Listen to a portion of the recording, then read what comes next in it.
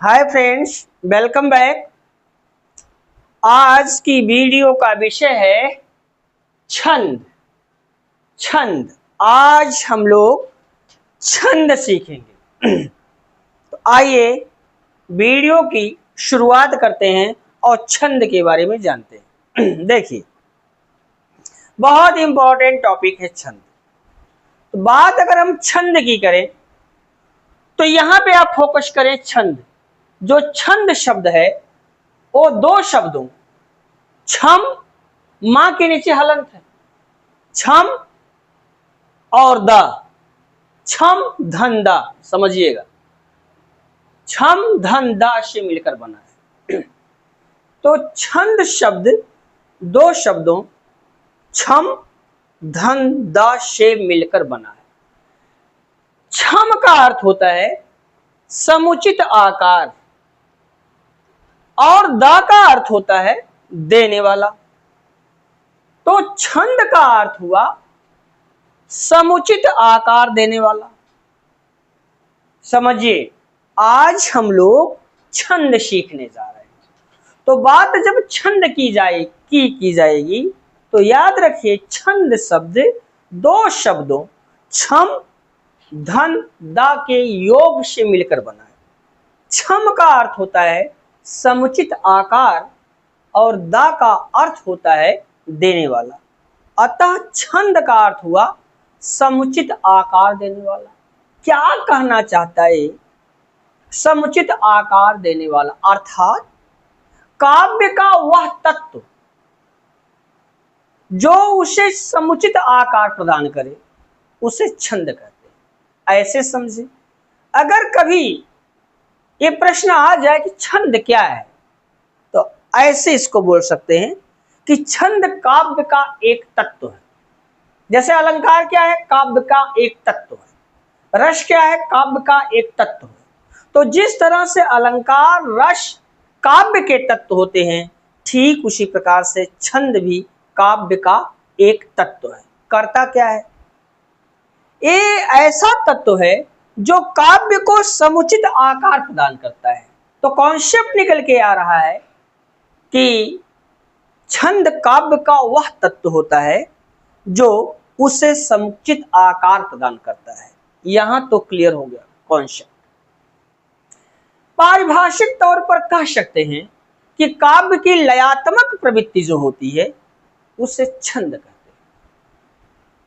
अब रही इंपॉर्टेंट बात, एग्जाम में क्वेश्चन कहां से पूछ लेता है। जैसे प्रश्न पूछ लिया कि छंद का उल्लेख सर्वप्रथम कहां हुआ था, तो याद रखिए छंद का उल्लेख सर्वप्रथम ऋग्वेद में हुआ था। छंद का उल्लेख सर्वप्रथम ऋग्वेद में हुआ था। कहां हुआ था? ऋग्वेद में। याद रखिएगा, ठीक, छंद का उल्लेख सर्वप्रथम ऋग्वेद में हुआ था। छंद को पिंगल शास्त्र के नाम से भी जानते हैं। इसका दूसरा नाम क्या है? पिंगल शास्त्र। एग्जाम में पूछ सकता है, ठीक, पिंगल शास्त्र। तो छंद को पिंगल शास्त्र के नाम से भी जाना जाता है। क्यों?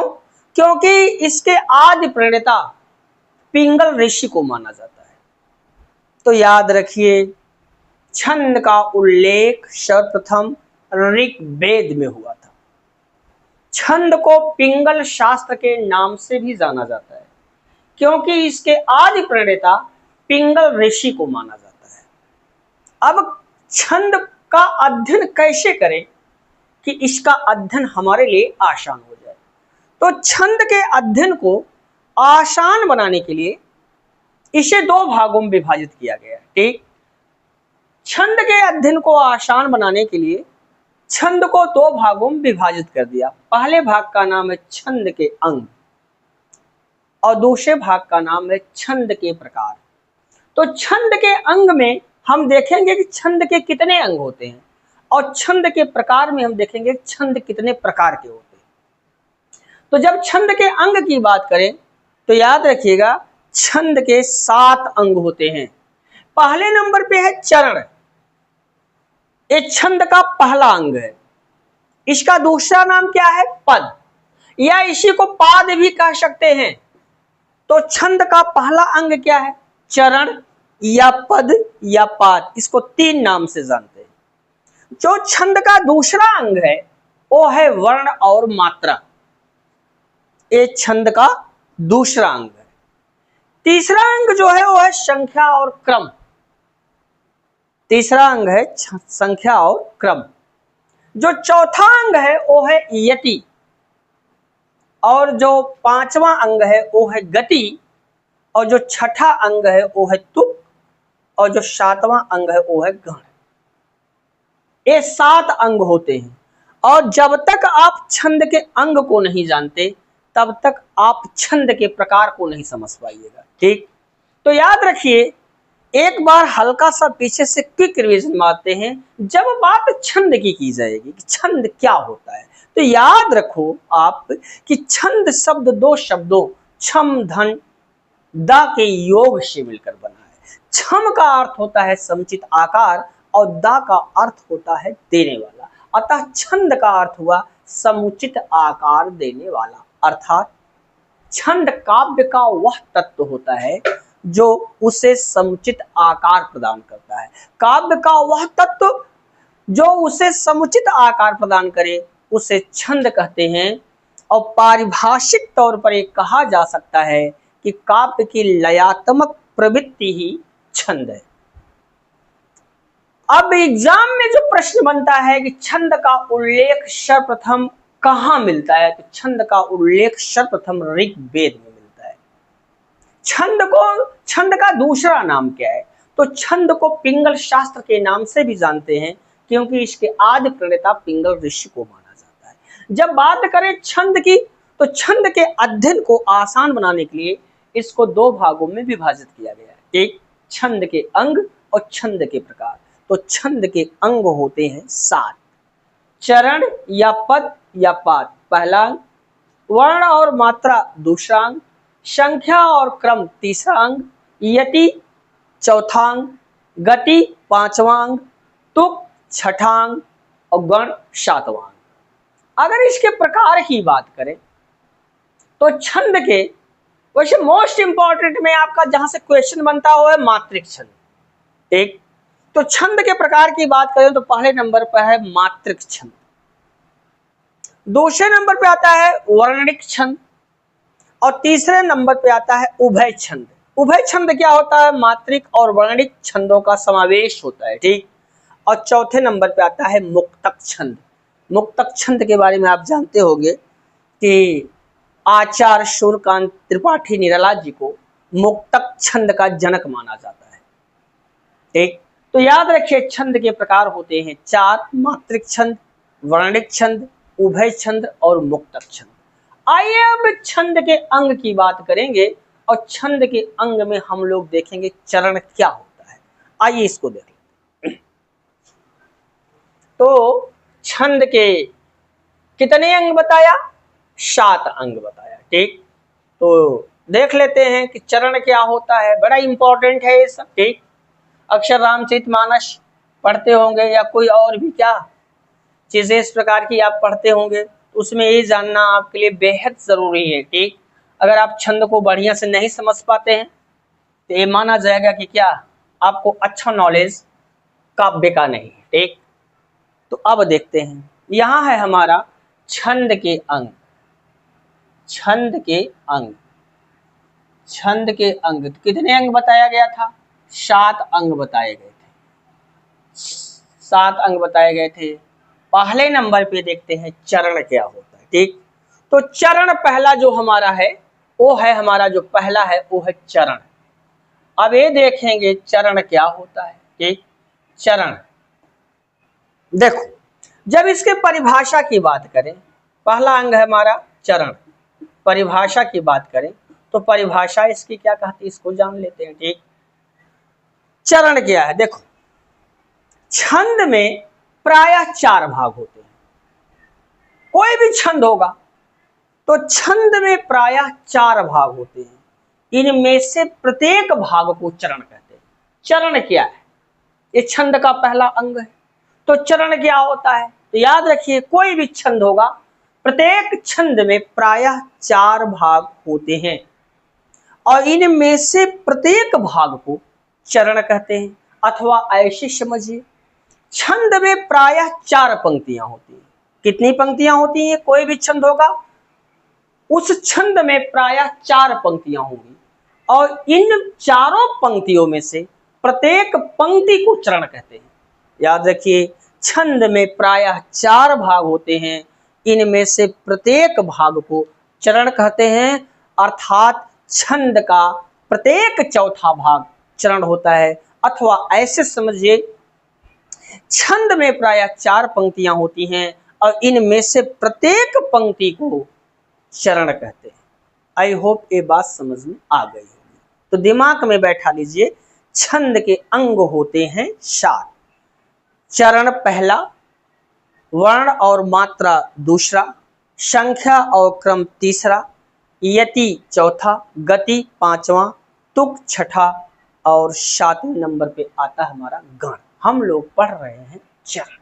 चरण का कॉन्सेप्ट क्लियर हुआ होगा आपका कि चरण क्या है। तो कोई भी छंद होगा उसमें प्रायः 4 पंक्तियां होंगी और इनमें से प्रत्येक पंक्ति को हम चरण कहते हैं। बात करें अगर चरण की, तो चरण याद रखिए 2 प्रकार के होते हैं। ठीक, चरण कितने प्रकार के होते हैं? चरण हमारे 2 प्रकार के होते हैं। ठीक, पहला होता हमारा विषम चरण। विषम चरण पहला हमारा है विषम चरण, एक। और दूसरा नंबर पे जो हमारा आता है वो है सम चरण। सम चरण पहले नंबर पे है विषम चरण और दूसरे नंबर पे हमारा सम चरण। अब ये क्या होता है? तो चरण हो गए हमारे 2। पहले नंबर पे है विषम चरण और दूसरे नंबर पे है सम चरण। तो विषम चरण क्या होता है? तो आपको पता है चरण में क्या होता है। ठीक, छंद में 4 पंक्तियां होती हैं, प्रत्येक पंक्ति को हम चरण कहते हैं। ठीक, तो ये चरण 2 प्रकार के होते हैं बता रहा, विषम चरण और दूसरा होता है सम चरण। तो ये होता क्या है विषम चरण? तो छंद के पहले और तीसरे चरण को, छंद के पहले और तीसरे चरण को विषम चरण तथा दूसरे और चौथे चरण को सम चरण कहा जाता है। याद रखिएगा। ठीक, विषम चरण क्या है? कोई मान लीजिए क्या छंद है, तो उस छंद में 4 पंक्तियां होंगी। पहले और तीसरे पंक्ति को, पहले और तीसरे भाग को हम विषम चरण बोलेंगे और दूसरे और चौथे भाग को अर्थात दूसरे और चौथे पंक्ति को हम सम चरण बोलेंगे। एक बार फिर समझिए, चरण क्या होता है भाई? तो छंद में प्रायः 4 भाग होते हैं, इनमें से प्रत्येक भाग को हम चरण कहते हैं, अर्थात छंद का प्रत्येक चौथा भाग चरण कहलाता है। अथवा ऐसे समझिए, छंद में प्रायः 4 पंक्तियां होती हैं और इनमें से प्रत्येक पंक्ति को हम चरण कहते हैं। चरण होते हैं 2 प्रकार के, एक होता है विषम चरण और दूसरा होता है सम चरण। कैसे समझे? मान लीजिए कोई छंद है तो 4 पंक्तियां उनमें होंगी या 4 चरण होंगे। तो छंद का जो पहला और तीसरा चरण होगा, पहली और जो तीसरी पंक्ति होगी, याद रखिएगा वो विषम चरण होगी। और उस छंद का जो दूसरा और चौथा चरण होता है, अर्थात दूसरी और चौथी जो लाइन होती है, पंक्ति होती है, वो सम चरण होता है। कैसे जैसे समझते हैं? अब यहां समझेंगे। ठीक, विषम चरण, सम चरण। ठीक, जैसे मान लीजिए छंद में कितनी पंक्तियां होती हैं? 1, 2, 3 और 4। ये 4 पंक्तियां होती हैं छंद में या 4 चरण होते हैं। तो छंद का जो पहला और तीसरा चरण होता है, छंद का जो पहला और तीसरा चरण होता है वो कहलाता है विषम चरण। क्या कहलाता है? विषम चरण। विषम चरण। और जो दूसरा और चौथा चरण होता है या दूसरी और जो चौथी पंक्ति होती है वो कहलाती है सम चरण। सम चरण। आई होप ये बात समझ में आ गई होगी। कोई भी छंद होगा उनमें 4 पंक्तियां होंगी, 4 चरण होंगे। पहले और तीसरे चरण को विषम चरण और दूसरे और चौथे चरण को सम चरण कहते हैं। कैसे देख लेते हैं।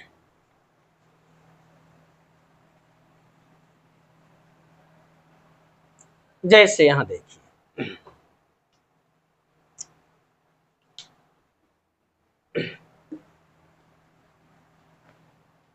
जैसे है श्री गुरु चरण, श्री गुरु चरण सरोज रज, सरोज रज रज, निज मन मुकुर सुधार, निज मन मुकुर मुकुर सुधार, सुधार सुधार सुधार, वर्णो रघुबर विमल जस, वर्णो रघुबर रघुवर विमल जस, विमल जस, जो दायक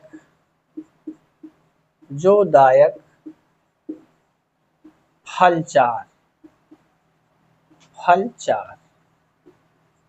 ये देखिए, अब पहले ये समझ लीजिए, ये जो ये सब निशान जो लगा है ये होता है यति। अब बोलोगे यति क्या होता है? तो जब भी छंद को लिखा जाता है तो प्रत्येक चरण के अंत में, या जब छंद को पढ़ते हैं या लिखते हैं, तो छंद को पढ़ते समय प्रत्येक चरण के अंत में थोड़ी देर के लिए हम लोग रुकते हैं, ठहरते हैं, ठहराव लेते हैं, और इसी ठहराव को ही हम क्या यति बोलते हैं। तो याद रखिए, जब पहला चरण समाप्त होगा तो ये यति का निशान है। यहाँ ये बताता है थोड़ा सा विराम लीजिए, थोड़ा सा विश्राम करिए, इसके बाद दूसरा डबल पाई हो जाएगी, ठीक, ये यति। तीसरे में फिर सिंगल हो जाएगी और चौथे में फिर डबल हो जाएगी, तो यति होता है। इसका मतलब आप थोड़ा देर रुकिए, जैसे अब इसको पढ़ रहे हैं, श्री गुरु चरण सरोज रज, रुक गए, यति हो गए। निज मन मुकुर सुधार, अब यहाँ पे रुक गए, ये यहाँ पे यति हो गई। वर्णो रघुवर विमल जस, रुक गए, यति हो गई। और जो दायक फलचार, रुक गए, यति हो गई। अब यहाँ देखें, एक छंद है, इसमें कितने चरण हैं? 4 चरण हैं। इसमें कितनी पंक्तियां हैं? 4 पंक्तियां हैं। तो ये हमारा है पहला प्रथम चरण, प्रथम चरण, प्रथम चरण, ये हमारा है प्रथम चरण। ये हमारा द्वितीय चरण, द्वितीय चरण, ये हमारा है द्वितीय चरण। और ये हमारा है तृतीय चरण, तृतीय चरण। और ये हमारा है चतुर्थ चरण, चतुर्थ चरण, ये हमारा है चतुर्थ चरण, ठीक। अब आप समझिए, प्रथम चरण, द्वितीय चरण, तृतीय चरण, चतुर्थ चरण, मतलब ये पूरा का जो 4 पंक्तियां आपको दिख रही है, जो 4 चरण दिख रहे हैं, एक छंद है, इसमें 4 भाग हैं। इनमें से प्रत्येक भाग चरण कहलाएगा। जैसे श्री गुरु चरण सरोज रज, अब यहां तक एक चरण हो गया। निज मन मुकुर सुधार, ये दूसरा चरण हो गया। वर्णो रघुबर विमल जस, ये तीसरा चरण हो गया। और जो दायक फलचार, ये चौथा चरण हो गया। तो यहां जिक्र किया गया है प्रथम चरण, द्वितीय चरण, तृतीय चरण और चतुर्थ चरण। तो अब यहां देखें क्या बोलता है, विषम चरण और सम चरण। चरण 2 प्रकार के होते हैं, विषम और सम। तो छंद का पहला और तीसरा चरण विषम चरण कहलाता है। तो पहला और तीसरा ये हमारा हो गया विषम चरण, विषम चरण, विषम चरण। और फिर दूसरा और चौथा ये हो गया हमारा सम चरण, सम चरण, ये हो गया हमारा सम चरण। आई होप चरण का कॉन्सेप्ट आपका तो क्लियर हो गया। चरण को 3 नाम से आते हैं, पहला चरण, दूसरा पद और तीसरा पाद। चरण में प्रायः कितनी पंक्तियां होती हैं? 4 पंक्तियां। छंद में प्रायः कितनी पंक्तियां होती? 4 पंक्तियां। और छंद में प्रायः कितने चरण होते हैं? 4 चरण। चरण कितने प्रकार के होते हैं? 2 प्रकार के, विषम चरण और सम चरण। तो छंद का जो पहला और तीसरा चरण होता है वो विषम चरण होता है, और जो दूसरा और चौथा चरण होता है वो सम चरण होता है। यहाँ आपने इनको जान लिया। अब यहाँ एक इंपॉर्टेंट चीज और है, उसको जान लेते हैं, ठीक। वो क्या कहते हैं, जरा उसको देख लेते हैं, ठीक। याद रखिए, कभी कभी ऐसा होता है कि छंद के चारों चरणों को दो पंक्तियों में लिख दिया जाता है। जैसे कि रामचरितमानस में आप देखो, ठीक, कभी कभी क्या होता है, चार चरण तो होते हैं, लेकिन कई बार ऐसा होता है कि छंद के चारों चरणों को दो पंक्तियों में लिख दिया जाता है और इनमें से प्रत्येक पंक्ति को दल कहते हैं। क्या कहते हैं? दल।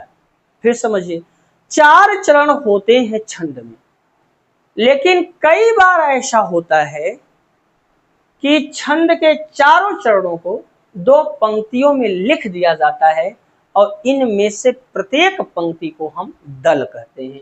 तो कहने का मतलब एक धन दो, एक धन दो, जब पहले और दूसरी तो इसको क्या बोलेंगे? दल।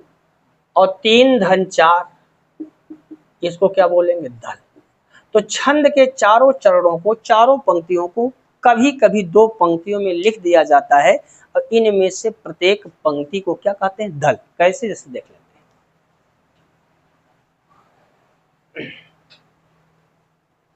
यहां पे है, जैसे यहां देख लेते हैं, जैसे कहहि रीछपति, कहहि रीछपति, कहहि रीछपति सुनु हनुमाना, कहहि रीछपति सुनु हनुमाना, सुनु सुनु हनुमाना, कहहि रीछपति सुनु हनुमाना। और अब यहां लग गई यति, यति लग गई है, यति। का चुप साधि रहा बलवाना, का चुप साधि,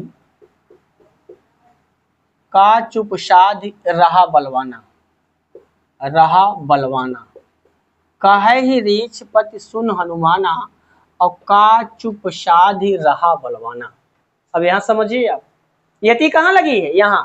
इसका मतलब यह एक हो गया हमारा चरण, ये हो गया हमारा दूसरा चरण, ठीक। यति लगी यहां, यहां यति लगी, ठीक। इसमें दो चरण हो गए, लेकिन इनको लिखा कैसे गया है? एक पंक्ति में लिखा गया, ठीक।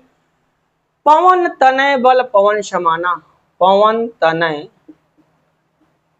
बल पवन समाना, बल पवन समाना, समाना। और बुद्धि विवेक, बुद्धि विवेक, विवेक विज्ञान निधाना, विज्ञान निधाना, निधाना। अब यहां यति लग गई। अब देखिए, तो याद रखिए, अब यहां पर अगर देखें, कहहि रीछपति सुन हनुमाना, ये पहला चरण है, ठीक। और का चुप साधि रहा बलवाना, ये हमारा दूसरा चरण है, ठीक। और पवन तनय बल पवन समाना, ये हमारा तीसरा चरण है, ठीक। और फिर बुद्धि विवेक विज्ञान निधाना, ये चौथा चरण है। तो ये हमारा है छंद और इसमें है चार चरण। इस प्रकार आपने देख लिया कि यहाँ पे इस छंद में चार हमारी पंक्तियां हैं या चार चरण हैं, लेकिन इन चारों चरणों को दो पंक्तियों में लिखा गया है। तो प्रत्येक पंक्ति को क्या नाम दोगे आप? दल। ये है दल, हमारा दल, और ये है हमारा दल। आई होप दल क्या होता आपने समझ लिया। एक बार हल्का सा क्विक रिवीजन आपको बता दें, याद रखिए। कभी कभी देखो, छंद में तो प्रायः चार पंक्तियां होती हैं, चार चरण होते हैं, लेकिन कई बार ऐसा होता है कि उन चारों चरणों को दो पंक्तियों में लिख दिया जाता है और इनमें से प्रत्येक पंक्ति को हम क्या बोलते हैं? दल। बस गाइस, आज की वीडियो में यहीं तक। मिलते हैं हम आपसे अगली वीडियो में, तब तक के लिए विदा।